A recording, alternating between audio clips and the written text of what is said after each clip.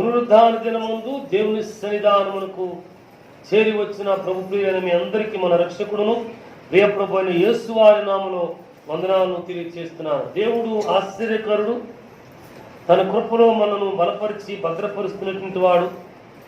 తన కనికరము చొప్పున మరి యొక్క పునరుద్ధాన దినమందు మనం దేవుని సందులో చేరి ప్రభువును స్తుతించడానికి ప్రభువు సహాయం చేస్తా ఉన్నారు. దేవుని స్తోత్రాలు. ప్రభువునందు పిల్లారా, ప్రతి ఆదివారము ఉదయం 9 గంటల వేళ ఇక్కడ ఆరాధన జరుగుతోంది. ప్రతి బుధవారం, శనివారం ఇక్కడ ఉపవాస ఆరాధనలు జరుగుతున్నాయి. ప్రభు ప్రియులు తప్పక ఈ ఆరాధనలో పాల్గొనాలని ప్రేమపూర్వక ఆహ్వానాన్ని అందిస్తున్నారు. దేవుని స్తోత్రాలు. అంత మాత్రమే కాదు, మీకు ఏమైనా ప్రార్థన అవసరతలో లేకుంటే కొదువులో ఇరుకులో ఉన్నాయనుకోండి, అయితే తెలియచేయండి. తప్పకుండా వాటి కొరకు దేవుని ఒక సామాన్యమైన పరిచారకునిగా ప్రార్థన చేయడానికి దేవుని వైపు చూస్తారు. దేవుని స్తోత్రం. చేరి వచ్చిన ప్రభు ప్రియులైన మీ అందరికీ మన రక్షకుడు యేసు వారి నామమున మరొకసారి వందనాలు. దేవుడు ఆశ్చర్యకరుడు. ఆయన పునరుద్ధానుడుగా లేచి తన ప్రియ శిష్యులకు అలాగే ప్రియులైన వారికి కనపడి యేసయ్యను ముట్టుకోబోతుంటే, కౌగిలించుకోబోతుంటే, ఆగండి, నేను నా తండ్రి యొద్దకు ఎక్కి వెళ్ళవలసి ఉంది అని చెప్పి వారితో చెప్పినట్లు దేవుని వాక్యం మనం చూస్తాం. అంత మాత్రమే కాకుండా శిష్యులకు తను తాను కనపరుచుకున్నట్లుగా దేవుని వాక్యం మనము చదువుకుంటాం. వేకువజామని చెప్పాను. నాకు తెలిసిన విజయవాడలో చాలా పెద్ద పెద్ద అయ్యగారులు ఉన్నారు. అంటే ఇంగ్లాండు, అమెరికా, జర్మనీ ఈ రీతిగా సునాయాసంగా తిరిగేటువంటి భక్తులు ఉన్నారు. వీరు ఒకసారి ప్రత్యేకంగా వారి మినిస్ట్రీ టూర్ కాకోకుండా, లేదంటే వారి పరిచర్యలకు సహాయం చేసే వారి దగ్గర కాకోకుండా ఇదిగోండి యెరూషలేమునకు వెళ్ళటానికి ఏర్పాటు చేసుకున్నారు. యెరూషలేము వెళ్ళి యేసయ్య ఉంచిన సమాధిని చూచారట. ఖాళీగా ఉంది. ప్రభునందుకున్నారు. ఆ తర్వాత ఇంగ్లాండ్కి వచ్చారు. ఆ తర్వాత అమెరికాకు వచ్చారు. పెద్దవారు, శాస్త్రవేత్తలు లేకుంటే రచయితలు ఉంటుంటారే, ప్రభునందుకున్నారా, వీరు ఏ ప్రాంతంలో అయితే ఉన్నారో ఆ ప్రాంతానికి వెళ్ళి సమాధులను చూచారట. అలాగే ప్రిన్స్ డయానా అంటే ఎలిజబెత్ రాణి గారి కోడలు, ఈమె సమాధి కూడా చూచారట. వీరి సమాధులన్నిటి మీద మొయ్యబడి ఉన్నాయి. సో డేట్న just entered into eternity అని చెప్పి ఉన్నాయట. వారి జన్మదినము, మరణదినం అంటే నిత్యత్వమునకు కొనుక్కోబడినటువంటి దినము. కానీ మన యేసయ్య సమాధి ప్రభునందుకులారా ఖాళీగా ఉంది. స్వామి వివేకానంద అని చదువుకునే వారికి, మిగిలిన పెద్దలందరికీ తెలుసు, పేరు విని ఉంటారు. ఆయన జీవించిన కాలంలో సందర్భంలో అంతా కూడా చెప్పబోవటం లేదు. ఆయన అన్నారట కదా, యేసుక్రీస్తుల వారు జీవించి ఉన్న కాలంలో గనక నేనే బ్రతికి ఉంటే నా రక్తంతో ఆయన పాదాలు కడిగి మరణం చేసుకునేవాడిని అని చెప్పన్నాడట. ప్రభునందుకులారా. కాబట్టి ఈ యేసుక్రీస్తు వారు ఘనుడు. ఆయన మరణించిన వాడే, కానీ మరణముతో పాటు సమాధిలో ఉండినవాడు కాదు. మృత్యుంజయుడై తిరిగి లేచాడు. లేచినట్టు ఈయనను ఎదుర్కొనేందుకు సిద్ధపడే కాలంలో ఉన్నాము అని నేను గడిచిన దినమందు దేవుని వాక్కులను ధ్యానం చేసుకుంటూ లేకుంటే చదువుకుంటూ ముందుకు సాగి వెళ్ళాను. ఆయన రాకడ సమీపముగా ఉంది అని భక్తులు చెబుతున్నారు. ఏమో రాకడ కాలం చాలా కాలం ఉంది కదా, ఆయన వచ్చినప్పుడు రక్షణ పొందలేకపోతామా అని అనుకుంటే, ఆయన స్వరాన్ని వినలేకపోతామా అని అనుకుంటే, అప్పుడు ఉపవాసం ఉండి కన్నీరు కార్చకపోతామనుకుంటే, మన జీవనయాత్ర ప్రభునందుకున్నారా, ఈ జీవనయాత్రను జీవించాలి అనుకుంటే మిగిలేది శూన్యం, ఏమీ ఉండదు. ఈ పార్కి గ్రామంలోనే ఒక పెద్ద ఆయన ఉండేటువంటి నాకు తెలుసు. ప్రభునందుకులారా, ఒక కొడుకు, ఒక కూతురు. బాగా సంపాదించాడు తను చేసిన వ్యాపారాలు, లేకపోతే ఏదో కొడుకుతో అనేవాడట, రే నానా సంపాదించాలి, బ్రతికినంత కాలం లగ్జరీగా ఎంజాయ్ చేయాలి. ఆ తర్వాత ఏమో లేరా అని అన్నాడట. ప్రభునందుకులారా, నాకు తెలిసి లక్షలు సంపాదించాడు, నిజమే, ఎంజాయ్ చేశాడు. కనపడినోడికి 10 రూపాయలు, 50 రూపాయలు, 100 రూపాయలు ఇస్తాడు కాబట్టి ఆయన వెనకాల 10 మంది తిరుగుతూ ఉండేవాడు. హాయ్ హాయ్ నాకు అనుకుంటా. చనిపోయే రోజుకే ఎవరు రాలా.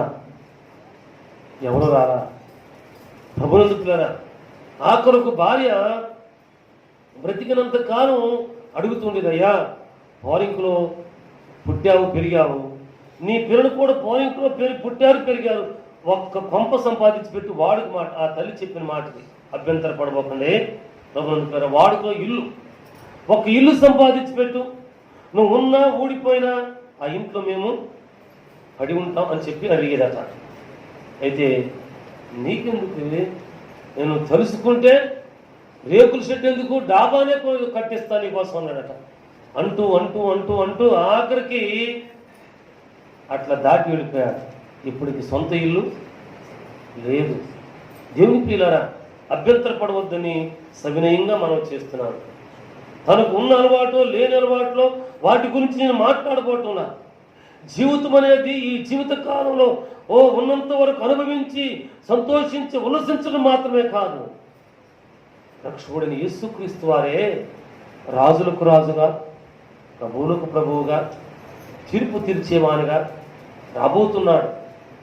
ఆయనను ప్రభువును కలిగి ఉన్నటువంటి మనము, విశ్వసించినటువంటి మనము, ప్రార్థనలు ఎరిగినటువంటి మనము, దేవుని సంఘముతో కలిసి స్తుతించేటువంటి మనము ఆయన ఎదుర్కొనేందుకు సిద్ధపడవలసినటువంటి అవసరత ఎంతైనా ఉంది. ఈ సిద్ధపాటు ఊరికే కాదు. నిరుత్సాహం ఉందేమో తెలియదు, అవిశ్వాసం ఉందేమో తెలియదు. వీటన్నిటినీ ప్రభు హస్తాలకు అప్పగించుకుంటూ ప్రార్థన చేసుకునే వారం ఉన్నాం. ప్రభు హస్తాలకు అప్పగించుకుంటూ మనము అర్పించుకునేటువంటి వారముగా ఉందాం. అర్పణ అనేటువంటిది నిజమైన అర్పణ. మా సండే స్కూల్ టైంలో, మా సండే స్కూల్ హాస్టల్లో చదువుకున్నాను నేను. అక్కడ మా మాస్టర్ చెప్పారు. అదే కథ నేను సండే స్కూల్ తీసుకున్నప్పుడు చెప్పాను. ఇప్పుడు కూడా సండే స్కూల్ టీచర్లు చెబుతున్నారు. ఒక తల్లట కొడుకుని సండే స్కూల్ పంపిస్తూ ఒక పావల 5 పైసలు ఇచ్చిందట. నాన్న, ఈ 5 పైసలేమో దేవుడు కానుకరా అని చెప్పిందట. ఇంకొక 5 పైసలు ఇచ్చిందట. ఈ 5 పైసలేమో నువ్వు చాక్లెట్ కొనుక్కుంటానికి, లేకపోతే బ్లౌజ్ కొనుక్కుంటానికి అని చెప్పిందట. వీడు సండే స్కూల్కి చర్చికి వస్తూ, ప్రార్థనా మందిరానికి వస్తూ ఆడుకుంటూ వచ్చాడేమో. సరే కానుక పెట్టి వస్తుంటే జేబులో చేపెట్టి దిగితే ఒక్క 5 పైసలు ఉంది. ఒక్క 5 పైసలు మళ్ళీ ఎత్తుకున్నాడు. ఒక్క 5 పైసలే ఉందట. రెండు ఒక్క పావులోనే ఉంది. ఈ 5 పైసల పావులను గట్టిగా నొక్కిపట్టి మనసులో ప్రార్థన చేసుకున్నట్టు, ప్రభా గుడికి వచ్చేటప్పుడు నీ పావులని 5 పైసలు ఎక్కడో జారిపోయింది. ఉండ ఈ పావులా 5 పైసలు నాది. సమర్పణ అంటే ఇటువంటిది కాదండి. సమర్పణ అనే దాని కొరకు ఈ కథ చెప్పాను. నాకు చిన్నప్పుడు చెప్పారు, నేను చెప్పాను. ఇప్పుడు సండే స్కూల్ టీచర్లు కూడా ఈ కథని, సమర్పణ అంటే జేబులో చేయి నొక్కిపెట్టి నీకు ఇవ్వాల్సింది ఎక్కడో దారిలో పడిపోయింది వెతుక్కో బాబు చెప్పేది కాదు. ఉన్నది ఉన్నట్టుగా మనకు మనము సమర్పించుకునేది. ఇది సిద్ధపాటు, ఇది ప్రార్థనా జీవితం, ఇది దేవుని కృపను వెతికినటువంటి జీవితం. అయితే నిరీక్షణకో, విశ్వాసానికో, ప్రార్థనకో అవకాశం ఉంటలేదా? లేకపోతే ఏమో అనిపిస్తుందా? ఆ సమయంలో కూడా నీవు దేవుని దగ్గర మోకరించు. నేను చేసిన పని ఏమి మనసు బాగుండక, వెలివేయబడిన పరిస్థితిలోనూ, ఎగతాళి చేయబడిన పరిస్థితిలోనూ, ప్రశ్నించబడిన పరిస్థితిలోనూ, నాకు ప్రార్థన ఏ మాత్రం కూడా సాగని పరిస్థితులను చేసిన పని ఏమంటే ఆయన దగ్గర మోకరించి, మోకాళ్ళ మీద ఉండు, మోకాలు కింద దించవు. నాయన ఏమీ చేత కావట్లేదయ్యా, ఏంటో మనసు పొలివిదారు పరిగెడుతోంది స్వామి, క్షమించవా. ఈ మాటే పలికిన గుర్తుంది నాకు, ఈ మాటే పలికిన గుర్తుంది. క్షమించవా, యేసు రక్తమునకు జయము, క్షమించవా అని అడిగాను. అవును, యేసు రక్తంలో జయమే. ఆ రక్తాన్ని చిందించి మరణాన్ని ఓడించి జయ జీవితమును మనకు ప్రసాదించిన మనము మహోన్నతుని మనం ఎదుర్కొనబోతున్నాం. అందుకు సంసిద్ధముగా ఉంటే మేలు ఉంది. ఈరోజు వేకువజామున సిద్ధపడేటువంటి వారముగా ఉండాలని మేము జ్ఞాపకము చేసుకుంటూ కొన్ని మాటలు ముచ్చరించుకున్నాం. దేవుని స్తోత్ర. ఇప్పుడు నాతో పాటు ఈరోజు ప్రభునందు పిల్లారా, ఈరోజు మేము వేకువజామున చదువుకున్న వాక్యములలో యెషయా గ్రంథము 30వ అధ్యాయము 20-21 వచనాలు మనం చదువుకుంటున్నాం. యెషయా గ్రంథము 30వ అధ్యాయము 20-21 వచనాలు చదువుకుంటున్నాం. ప్రభువు నీకు శ్రేష్ఠాన్న పానములు నిచ్చును. ఇక మీదట నీ బోధకులు దాగియుందరు. నీవు కన్నులారా నీ బోధకులను చూచెదవు. మీరు కుడి తట్టైనను ఎడమ తట్టైనను తిరిగినను ఇదే త్రోవ, దీనిలో నడుడి అని నీ వెనుక నుండి ఒక శబ్దము నీ చెవులకు వినపడును. నీ చెవులకు వినపడుతుంది. దేవుడు నీ వెనుక నుండి మాట్లాడువాడుగా ఉంటున్నాడు. పేరు పెట్టి పిలుచువాడుగా ఉంటున్నాడు. కృప చూపించేవాడుగా ఉంటున్నాడు. మరలా ఈ ఉదయకాలం ముందు ఈ వాక్యాన్ని నేను చదువుకుని ధ్యానం చేసుకుంటూ ఉంటే మోషే భక్తుడు గుర్తు వచ్చాడు. నాయకుడు ఎంత నాయకుడు అంటే పరమ తండ్రికి 4 లక్షల పైగా ఉన్నటువంటి ఇశ్రాయేలు కాల్బలమునకు మధ్యవర్తి. ఈయనతో మాట్లాడాడు. తన మేనమామ గొర్రెలను మేపుతూ ఉండగా దేవుని పర్వతము దగ్గరకు వెళ్ళాడు. గొర్రెలు ప్రక్కన మేస్తున్నాయి.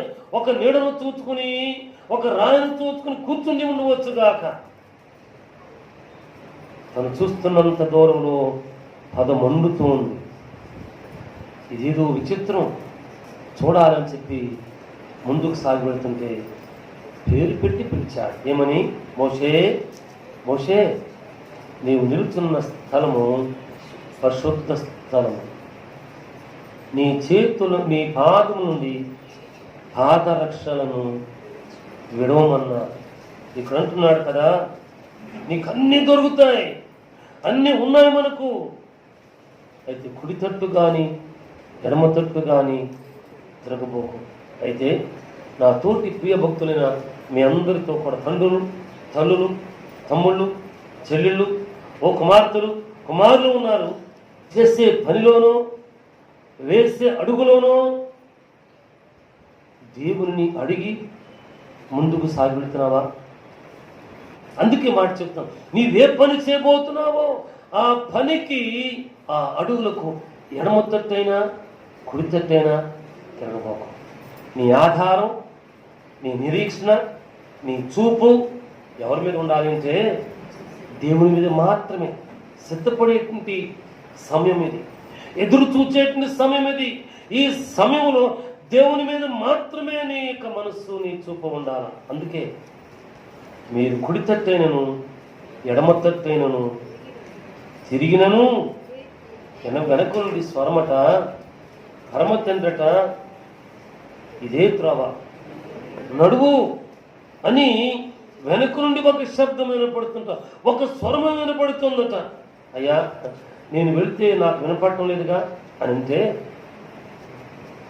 దేవుని వాక్కును బట్టి, మరలా ఈ ఉదయకాలం ముందు నేను చదువుకుని ధ్యానం చేసుకునే విధానం బట్టి నాకు వచ్చిన తలంపు ఏమంటే, నేను దేవునితో లేనుగా, దేవునితో సహవాసము కలిగి లేనుగా, ప్రార్థన చేయటం లేదుగా, వాక్యము చదవటం లేదుగా, ఏంటి పాట పాడుతుంటే నోరు విప్పి పాడే జీవితం లేదుగా, స్తుతియాగము చెల్లిస్తుంటే ఈ 2 చేతులు స్తుతులు చెల్లించడానికి కలవటం లేదుగా.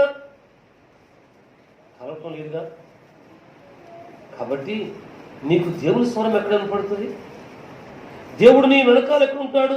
నీవు అనుకుంటూ ఉంటావు కదా, నేను అనుకుంటూ ఉంటాను కదా, మనం అనుకుంటాం నేను వెళుతున్న త్రోవ చాలా మంచిది అనుకుంటాం. ఎందుకంటే యేసయ్య నేనే మార్గమును సత్యమును జీవమునై ఉన్నానని సెలవిచ్చాడు కదా. కాబట్టి ఆయన ఎరుగును, నేను మందిరానికి వెళుతున్నాను, నేను ప్రార్థన చేస్తున్నాను నేను, కాబట్టి ఆయన నాతోనే ఉంటున్నాడు అనుకుంటాం. దేవుని మార్గంలోనే ఉన్నాం అనుకుంటాం. కానీ ఆయన మార్గంలో లేము, ఆయన వాక్కులో లేము. ప్రభునందుకులారా, ఈ ప్రేమ, ఈ సహవాసం ఉందే, ఈ సంఘం ఉందే, ప్రేమించే సంఘము, ప్రార్థించే సంఘము, ఆదరించే సంఘము, హెచ్చరిక చేసే సంఘము, ఎంక్వైరీ చేసే సంఘము. ఫలానా దేవుని ప్రియబిడ్డ ఎట్లా ఉన్నాడో, ఏ రీతిగా ఉన్నారు, ఫలానా తల్లి ఏ రీతిగా ఉందో ఆరా తీసే సంఘం. ఈ సంఘము, ఈ సహవాసము సామాన్యమైనది కాదు. అందుకే మనము కుడి తట్టునకు కానీ ఎడమ తట్టునకు కానీ తిరగవద్దట. ఈ మార్గములో సమాధానముగా సాగి వెళ్ళమని సెలవిస్తున్నాడు. సిద్ధపాటుతో, ఊరికే కాదు, అలవాటు చొప్పున కాదు. 10 మంది కన్యకులకు పెళ్లి కబురు వచ్చింది. ఓ పరలోకపు రాజు రాబోతున్నాడు, మీరు సిద్ధపడమని కబురు వచ్చింది. 10 మంది కూడా తమ దివిటీలను లాంతర్ను తీసుకుని సిద్ధపడ్డారు. ఈ పెండ్లి కుమారుడు రావటం ఆలస్యమైంది. అయితే వీరు కొంచెం సేపు నిద్రపోయారు. మంచిది, ఇదిగో వస్తున్నాడని పిలుపు వినగానే లేచి తమ దివిటీలను దీపములను చక్కబెట్టుకుంటూ ఉండగా 5 మాత్రమే వెలిగినాయి. మరి 5 ఆరిపోయినాయి. ఒకవేళ ఈరోజు పునరుద్ధాన దినం ముందు ఆయన రాకడ కొరకు ఎదురు చూస్తున్నటువంటి మన దీపములు, సిద్ధపడుతున్నటువంటి మన దీపములు ఈ రీతిగా 2వ గుంపులో ఉన్నట్లుగా ఉండి ఉంటే ఒక్కసారి మన యాత్ర, మన మాటలు కుడితట్టునకు కానీ ఎడమతట్టునకు కానీ తిరగకూడదట. తిన్నగానే వెళ్ళారట. ఆ రీతిగా ఉండేందుకు సిద్ధపడవలసినటువంటి అవసరం ఉంది. మన మార్గాన్ని సిద్ధపరచుకోవాల్సిన అవసరం ఉంది. ఈ మహోన్నతుని చేర్చుకోవలసినటువంటి అవసరం ఉంది. చేర్చుకున్నామా? మన జీవితంలో ఉన్నటువంటి కొదువను, కొరతను తీర్చువాడుగా ఉంటూ ఉన్నాడు. తన కృపలో భద్రపరిచేటువంటి వాడుగా ఉంటున్నాడు. దేవుని ప్రియులారా, నాతో పాటు 2వ రాజుల గ్రంథం 4వ అధ్యాయం 8వ వచనం నుండి దేవుని మాటలు మనం చదువుకుంటున్నాం. 2వ రాజుల గ్రంథం 4వ అధ్యాయం 8వ వచనం నుండి దేవుని మాటలు మనం చదువుకున్నాం. ఒక దినమందు ఎలీషా షూనేము పట్టణమునకు పోగా ఘనూరాలైన యొక్క స్త్రీ భోజనమునకు రమ్మని అతన్ని బలవంతము చేశాను. కాబట్టి అతడు ఆ మార్గమును వచ్చినప్పుడల్లా ఆమె ఇంట భోజనము చేయుచుండెను. కాగా తన పెనిమిటిని చూచి మన యొద్దకు వచ్చుచూ పోవుచున్నవాడు భక్తిగల దైవజనుడు అని నేను ఎరుగుదును. కావున గోడ మీద చిన్ని గది కట్టించి అందులో మంచము, బల్ల, పీట, దీపస్తంభము ఉంచుదుము. దేవుని స్తోత్రాలు. ప్రభునందు వీలారా, ఇదిగో ఇక సిద్ధపాటు జీవితంలో, దేవుని ఎదుర్కొనే జీవితంలో, దేవుని దగ్గర నుండి ఉన్నటువంటి కొదువును సంపాదించుకునే జీవితంలో ఈ ఘనురాలు నేను ఘనురాలను అని ఆలోచన చేయాలి. తన ఘనతను, తన సమృద్ధిని ప్రక్కన పెట్టింది. తన ఇంటికి వచ్చి వెళుతున్నటువంటి దాసుడు ఎవరో గుర్తించింది. తన యజమానితో మాట్లాడింది, నాయన మన ఇంటికి వచ్చి వెళుతున్నటువంటి ఆయన మళ్ళాటి సామాన్యుడు కానే కాదు. ఈయన భక్తి కలిగిన దైవజనుడు. అవును, మా ఇంటి లోపల నీవుంటే లోటే లేదు. మా పాపము తీరిపోయిందా, మా భారము తీరిపోయింది కదా అని కీర్తన పాడుకుంటూ ఉంటాం కదా. అయితే దేవుని ప్రియులారా, మన ప్రభు మన ఇంటికి వచ్చి వెళుతున్నాడండి. మనతో కూడా వాక్కునుంటున్న మనతో కూడా మన ఇంటికి వస్తున్నాడండి. వచ్చిన ఈయనను గుర్తించగలుగుతున్నామా? మనకున్న కొదువ చొప్పున, కొరత చొప్పున, అవసత చొప్పున ప్రభునందు దేవుని దగ్గర మనము చేయగలుగుతున్నామా? సిద్ధపడగలుగుతున్నామా? ఈ తల్లి సిద్ధపడింది. నేను అనుకుంటాను ఈరోజు చదువుకున్నప్పుడు ఈ తల్లి తాను సిద్ధపడింది. తన దేవునిని లేకుంటే దైవజనుని ఏ రీతిగా గుర్తించాలో ఆ రీతిగా గుర్తించింది అంటుంది కదా. కావున మనము అతనికి గోడ మీద ఒక చిన్ని గది కట్టించి అందులో అతని కొరకు మంచము, బల్ల, పీట, దీపస్తంభము ఉంచుదాము. ప్రభునందుకులారా, తాను సిద్ధపడింది కాకుండా తన దైవజనునికి దేవుడు వచ్చినప్పుడు ఏమి ఉండాలో వాటిని గుర్తించి వాటిని ఏర్పాటు చేస్తుంది. అవును, ఈ దినములలో మనము కూడా ఆ రీతిగా ఏర్పాటు చేసుకుంటే మన దేవుడు మన కొదువులను తీర్చేవాడుగా ఉంటూ ఉన్నాడు. దేవుని స్తోత్రాలు. దేవుని వాక్యంలో మనం చదువుకుంటాం. మీ హృదయములను కలవరపడనీయకండి, కలవరపడనీయకండి, నేను ఉండు స్థలములో మీరును ఉండులాగున మీ కొరకు స్థలమును సిద్ధపరచ వెళ్ళుచున్నాను. ఒకవేళ లేకపోతే నేను మీతో చెప్పేవాడిని, చెప్పేస్తా నేను. స్థలమును సిద్ధపరచ వెళ్ళినటువంటి వాడు రాబోతున్నాడు. ఆయన ఎదుర్కొనేందుకు సిద్ధపడవలసినటువంటి వారముగా మనము ఉంటున్నాము. సిద్ధపడవలసినటువంటి వారముగా మనము ఉంటున్నాము. దేవుని ప్రియులారా, సిద్ధపడే జీవన యాత్ర మనకు ఉందా? దేవుని కృపను సాగి వెళ్ళడానికి సిద్ధపడుతున్నామా? ప్రార్థనాపూర్వకంగా దేవుని సన్నిధికి వద్దాం, ప్రార్థనాపూర్వకంగా దేవుని యొక్క సన్నిధిలో కనపడదాం. దేవుడు తప్పకుండా ఏదైనా రీతిగా మనతో మాట్లాడతాడు, మన ఇంటికి వస్తాడు. ప్రభునందుకరా, మన ఇంటికి వచ్చిన మన ప్రభువును గుర్తించి ఆయన కొరకు మనం అర్పించుకుంటే మనకున్న కొదువును తీర్చేవాడుగా ఉంటున్నాడు.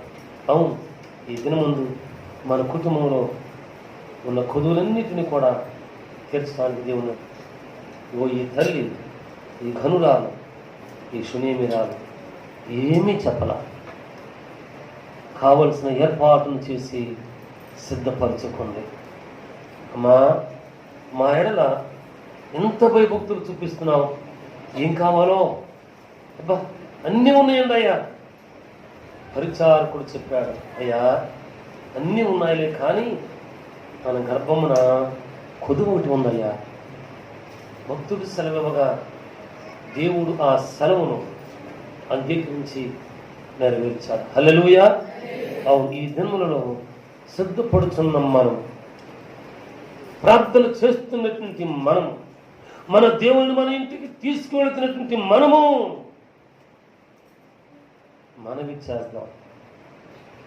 ఆ మనవిని దేవుడు అంగీకరించి మన కృప కలిగిన కార్యములను నెరవేర్చమని అడుగుదాం. దేవుడు మనవులను అంగీకరించేటువంటి వాడు, దేవుని స్తోత్రాలు, కృప చూపించేటువంటి వాడు. అయితే మనవి చేసే ఈ యాత్రలోనే బెత్లెహేమును విడిచిపెట్టి, దేవుని పట్టణమును విడిచిపెట్టి, దేవుని సన్నిధిని విడిచిపెట్టి ఎక్కడికో ప్రయాణం అయిపోదామని అనుకోవద్దు. దేవుని సన్నిధిని విడిచిపెట్టకుండా జాగ్రత్త పడదు. నాతో పాటు లూకాసువార్త 10వ అధ్యాయము 30వ వచనం నుండి 37 వరకు కలిగినటువంటి దేవుని వాక్యాలు చదువుకుంటున్నాం. చూడండి, లూకాసువార్త 10వ అధ్యాయము 30వ వచనం నుండి దేవుని మాటలు మనం చదువుకుంటున్నాం. అందుకు యేసు ఇట్లా, నేను ఒక మనుష్యుడు యెరూషలేము నుండి బెత్లెహేము నుండి దేవుని పట్టణం నుండి దేవుని ఇంటి నుండి దేవుని మందిరం నుండి ఎక్కడికి వెళ్తున్నాడో తెలుసా? ఎరికోకు వెళుతున్నాడట. యెరూషలేము దేవుని పట్టణం, బెత్లెహేము దేవుని పట్టణము, పరిశుద్ధ మందిరము దేవునిది. ఇదిగో ఈ దేవుని మందిరాన్ని, ఈ రొట్టెల ఇంటిని, ఈ దేవుని యొక్క నివాస గృహాన్ని విడిచిపెట్టి ఎరికోకి వెళుతున్నాడు.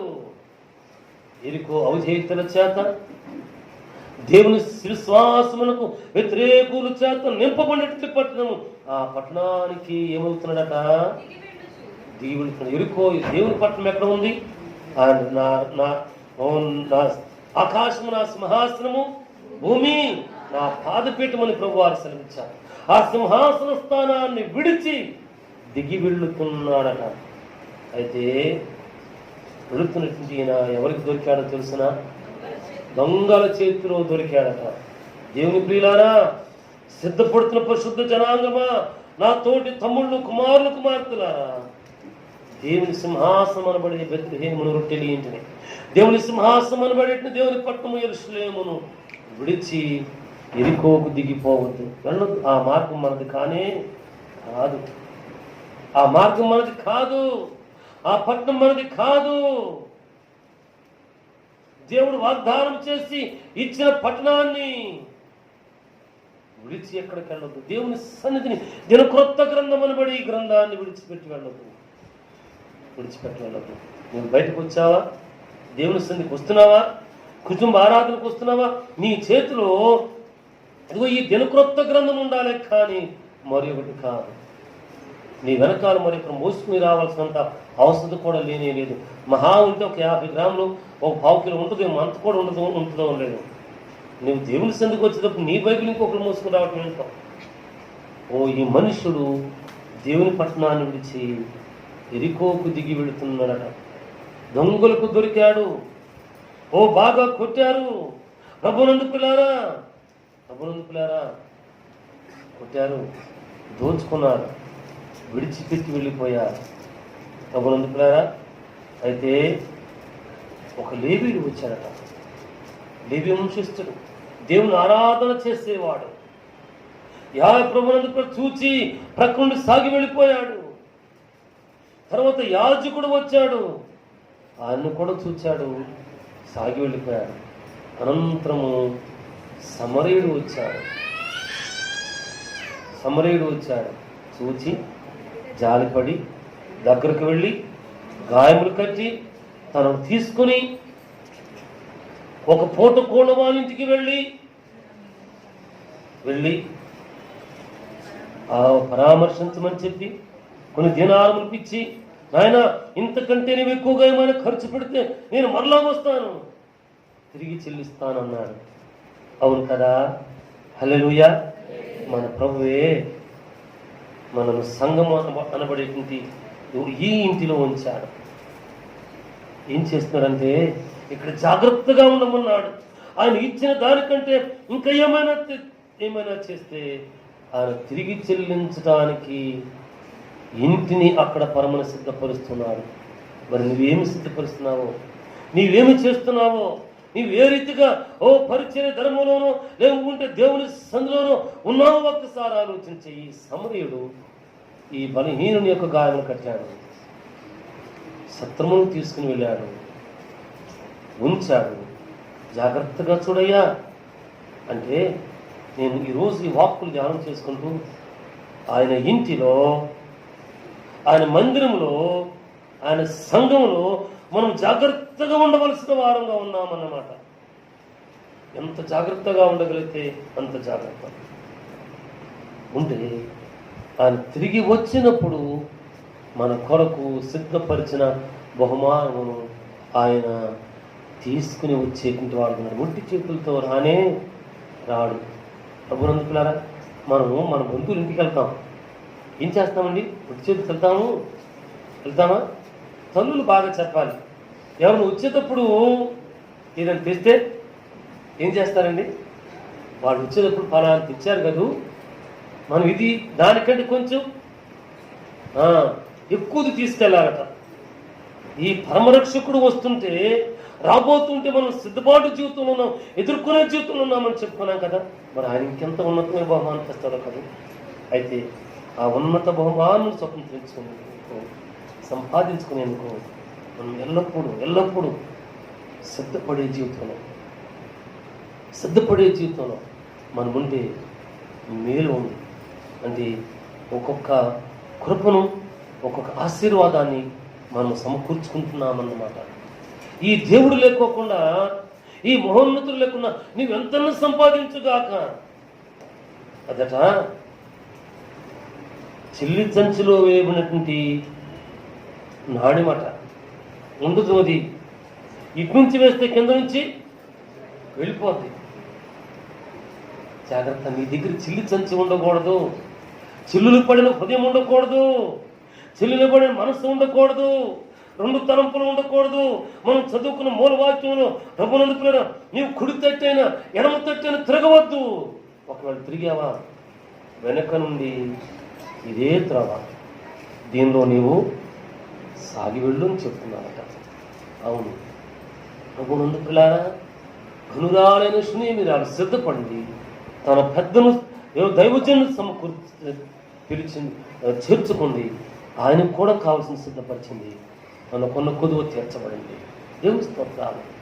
వ్యాపారస్తుడు ప్రభునందుకునే ఒక ఆయన యెరూషలేము దేవుని పట్టణము బెత్లెహేము రొట్టెల ఇంటిని విడిచిపెట్టాడు.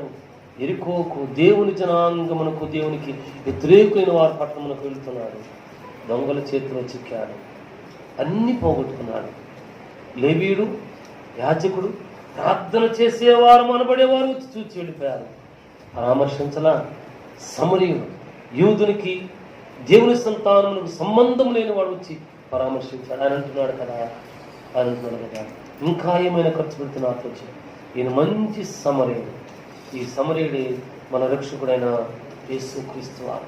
ఈయన రాజమార్గమును సిద్ధపరిచేటువంటి వాడు, రాజమార్గమును సిద్ధపరిచి మన దానిలో నడిపింప చేసేటువంటి వాడు. దేవునికి స్తోత్రాలు. హల్లెలూయా. నాతో పాటు యెషయా గ్రంథము 35వ అధ్యాయము, 35వ అధ్యాయం 8, 9 వచనాలు మనం చదువుకుంటాం. చూడండి. అక్కడ దారిగానున్న రాజమార్గము ఏర్పడును, అది పరిశుద్ధ మార్గం అనబడును, అది అపవిత్రులు పోకూడని మార్గము, అది మార్గమున పోవు వారికి ఏర్పరచబడును. మూడు లైనను దానిలో నడుచుచు త్రోవను తప్పక ఇందురు. దేవుని స్తోత్రాలు. గడిచిన దినాల్లో మనం చదువుకున్నాం. ఓ యోబు భక్తుడు చీకటిగా ఉన్న ప్రదేశంలోనికి వెళ్ళాడని చదువుకున్నాం. తాను వెళుతుంటే మార్గము సిద్ధపడిందట, వెళుతున్న మార్గం వచ్చిందట.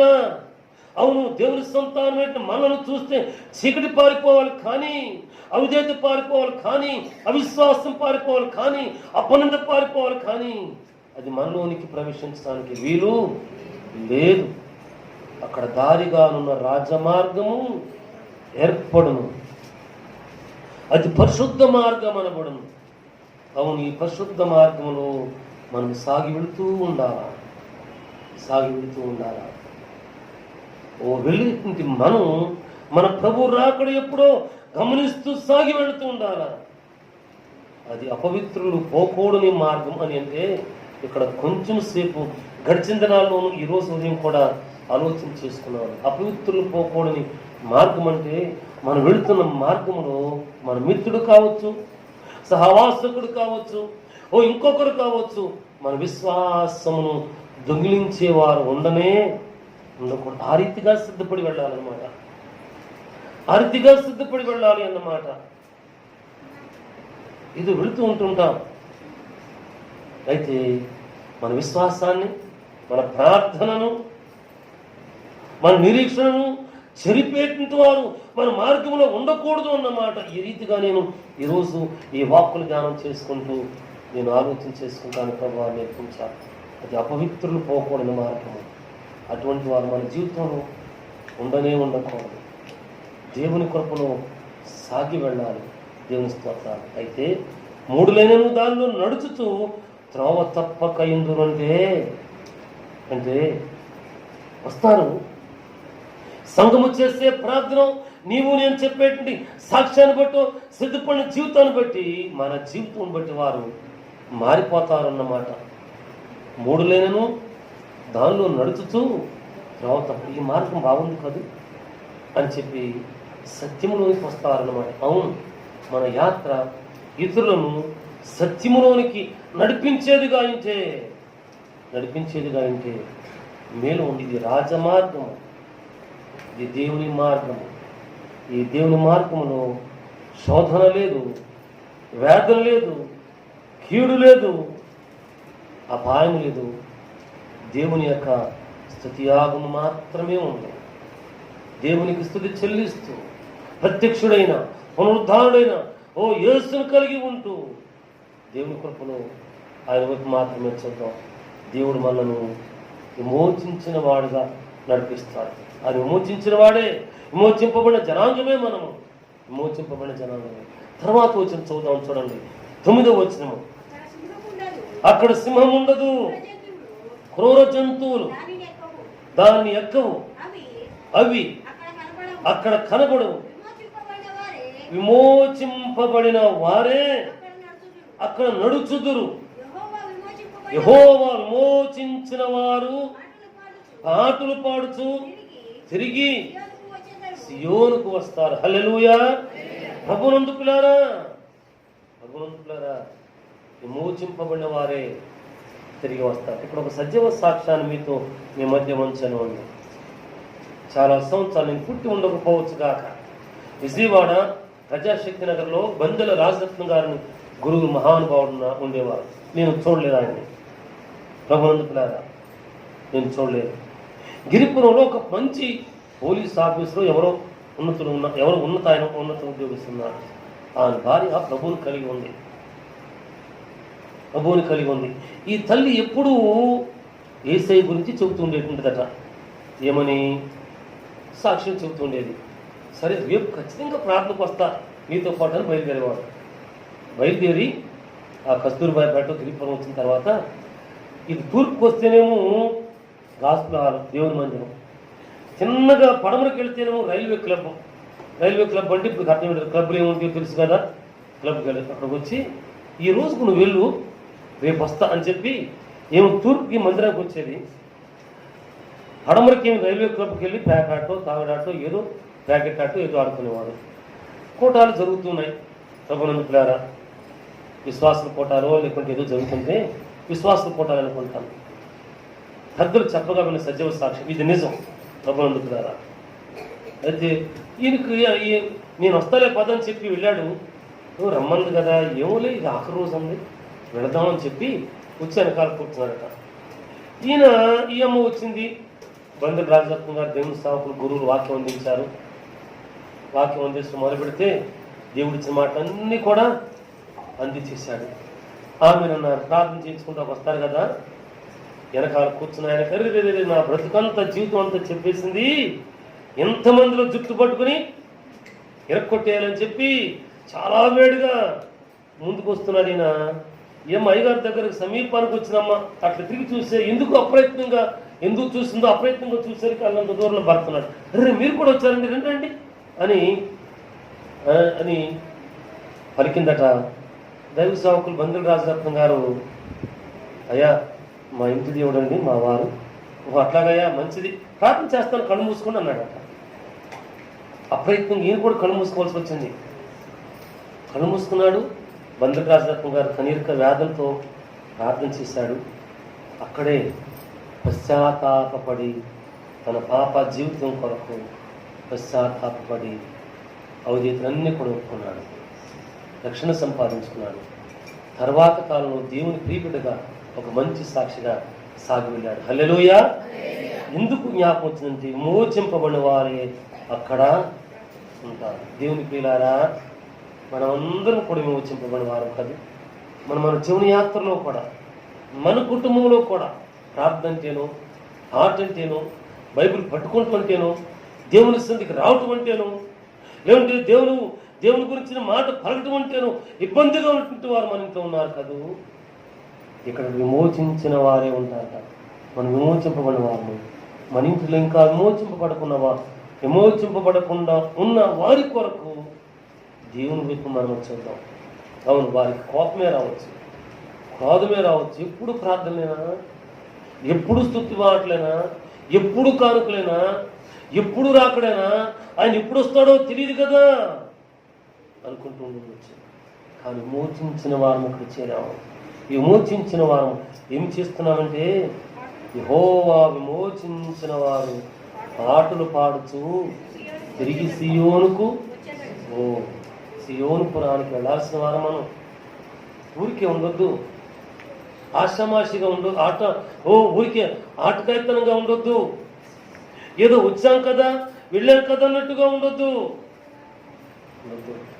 దేవుని సన్నిధికి వస్తున్నాం, ఆయనను తీసుకుని వెళ్ళటానికి మాత్రమే సిద్ధపడి వచ్చే వారంగా ఉన్నాం. ఆయన కృపలో వృద్ధి లేకుండా వారంగా మాత్రమే ప్రభునందుకులాగా సిద్ధపడి వచ్చే వారంగా ఉంటూ ఉన్నాం. దేవుని స్తోత్రం. మొదటి యోహాను పత్రిక ప్రభునందుకులారా, మొదటి యోహాను పత్రిక 3వ అధ్యాయము మొదటి వచనం చదువుకుంటున్నాం. మనము దేవుని పిల్లలమని పిలువబడినప్పుడు తండ్రి మనకెట్టి ప్రేమను అనుగ్రహించను. చూడుడి, మనము దేవుని పిల్లలమే. ఈ హేతువు చేత లోకం మనల్ని ఎరుగదు, ఎలాగనగా ఆయన ఎరుగలేదు. ప్రియులారా, ఇప్పుడు మనము దేవుని పిల్లలమై ఉన్నాము. దేవుని స్తోత్రం. ఇంగ్లీష్ బైబిల్లో ఈ మొదటి వచ్చిన ప్రారంభం ఏముందంటే, మనము దేవుని పిల్లలమని పిలువబడినట్లు అని తెలుగులో ఉంది. డియర్ బ్రదరన్ అని చెప్పి ఉంటుంది ప్రారంభం. అంటే ప్రియ సహోదరి సహోదరులారా, మనము దేవుని పిల్లలమని దేవుడు మనకి ఎట్టి ప్రేమను అనుగ్రహించాడో చూడండి. మనం ఖచ్చితంగా ఎవరమండి? దేవుని పిల్లలము, దేవుని పిల్లలము ఖచ్చితంగా. డియర్ బ్రదర్, ప్రియమైన నా తోటి సోదరి సోదరులారా, నా తోటి అన్నదమ్ములారా, లేకుంటే అక్క చెల్లెళ్ళారా, మనం దేవుని పిల్లలమే. ఖచ్చితంగా మోచింపబడ్డాం, అనుసరిద్దాం, ఆరాధన చేద్దాం, దేవుని ఎదుర్కొందాం, ఆయన కనుగొందాం. ఆయన ఇచ్చే మంచి సమరయునిగా ఇచ్చేటువంటి బహుమానమును స్వతంత్రించుకుందాం, ఆయన కృపలో వర్తిల్దాం. దేవుని స్తోత్రాలు. దేవుని వాక్యములో ప్రకటన గ్రంథం అండి, ప్రకటన గ్రంథము 20వ అధ్యాయం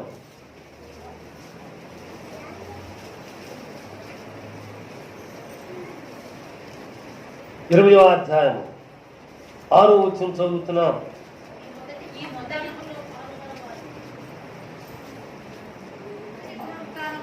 ఈ మొదటి పునరుద్ధానంలో పాలుగలవారు ధన్యులు, ధన్యులను పరిశుద్ధులునై ఉందురు. ఇట్టి వారి మీద రెండవ మరణమునకు అధికారం లేదు. వీరు దేవునికిని క్రీస్తుకును యాజకులై క్రీస్తుతో కూడా 1000 సంవత్సరములు రాజ్యము చేయుదురు. హల్లెలూయా. దేవుని ప్రియులారా, సిద్ధపడుతున్న ఈ విశ్వాస జీవన యాత్రలో మొదటి పునరుద్ధానమట. ఈ మొదటి పునరుద్ధానంలో పాలుగువారు, పాలు పంపులు పొందగలిగిన వారు ధన్యులట. అంతేనా? పరిశుద్ధులట. అవును, ఈ పరిశుద్ధుల గుంపును, ఈ ధన్యుల గుంపులో మనం చేర్చబడాలని కోరుకున్నాం. ఆ రీతిగా సిద్ధపడదాం. దేవుని స్తోత్రాలు. ఇటు వారి మీదకు రెండవ మరణం అధికారము లేదు. మనమందరం కూడా ఇటువంటి వారు క్రీస్తునకు యాజకులమై క్రీస్తుతో కూడా 1000 సంవత్సరములు పరిపాలన చేస్తామట. రాజుకు బాధ్యతను ఇస్తున్నాడు కదా, ఈ బాధ్యతను సంపాదించుకున్నామా? అయితే మనం వెళుతున్నా జీవన యాత్ర, సిద్ధపడుతున్నా జీవన యాత్ర, కుడి తట్టునకు కానీ ఎడమ తట్టునకు కానీ తిరగకుండా జాగ్రత్త పడదాం. ఒకవేళ తిరుగుతున్నామా, దేవునితో ఉన్న వారంగా తిరుగుతున్నామా, ఇదే త్రోవ, ఈ త్రోవలో జాగ్రత్తగా నడవండి పలికే స్వరాన్ని వినడానికి సిద్ధపడదాం. దేవుడు ఆ రీతిగా మనతో మాట్లాడి మనల్ని బలపరిచి తన కృపను పరిశుద్ధుల గుంపులో ధన్యుల గుంపులో చేరి యేసుతో కూడా 1000 సంవత్సరములు ఏలుబడి చేసే ఆధిక్యతను దేవుడు మనకిచ్చి మన కృపను భద్రపరిచి ప్రభువారు మహిమ పొందుతారుగాక. అటువంటి శ్రేష్ఠ బాధ్యత కొరకై దేవుని కృపలో నమ్మకముగా సాగవద్దాం. దేవుడి వాక్కులను దీవిస్తారుగాక. ప్రార్థన చేసుకుంటున్నామండి. మహోన్నతమైన మా తండ్రి, పరిశుద్ధాత్మ దేవుడా, నీ పరిశుద్ధ నామమును బట్టి నీ స్తోత్రాలు. మీరు ప్రసాదించిన ఈ వాక్కుల కొరకు నీ స్తోత్రాలు. నాయన, మేము సిద్ధపడాలయ్యా, మిమ్మల్ని ఎదుర్కోవాలయ్యా. సిద్ధపడినటువంటి మేము మిమ్మల్ని ఆహ్వానించగా ఒక మీ కొరకు ప్రత్యేకమైన ఏర్పాటు చేసుకునే వారం ఉంటాను. మాకు సహాయం చేసి యెరూషలేమును, దేవుని పట్టణమైనటువంటి పట్టణాన్ని, బెత్లెహేమును, రొట్టెల ఇంటిని విడిచిపెట్టి వెళ్ళే వారం కాకూడదు మా స్వామి. ప్రభు చూపించండి. రాజమార్గం ఏర్పడుతుందని మేము చదువుకున్నామయ్యా. ఈ రాజమార్గంలో సాగి వెళ్ళాలయ్యా. నేర్పించండి. మొదటి పునరుద్ధానంలో మేము నీతో పాలివారమైతే రెండవ మనకు అధికారం ఎదుట మేము ధన్యులము, పరిశుద్ధులము, క్రీస్తుతో కూడా మీ కుమారుని యేసు క్రీస్తుతో కూడా కలిసి రాజ్యము చేస్తామని ఆ భాగ్యతను చేరి వచ్చిన పిల్లలందరికీ ఇప్పించండి. చిన్నలు కావచ్చు, పెద్దలు కావచ్చు, వృద్ధులు కావచ్చు, కుమారులు కావచ్చు, కుమార్తెలు కావచ్చు, యవన ప్రియబిడ్డలు కావచ్చు అయ్యా, ప్రతి ఒక్కరికి ఇప్పించండి. ఏదైనా వాక్యాలు మా కొరకు దీవెనకరంగా మార్చి మాకంత పొందమని కూడా చూపించుకోండి. యేసు నామములో ప్రార్థిస్తున్నామా తండ్రి, ఆమేన్. మంచిది. అందరికీ వందనాలు.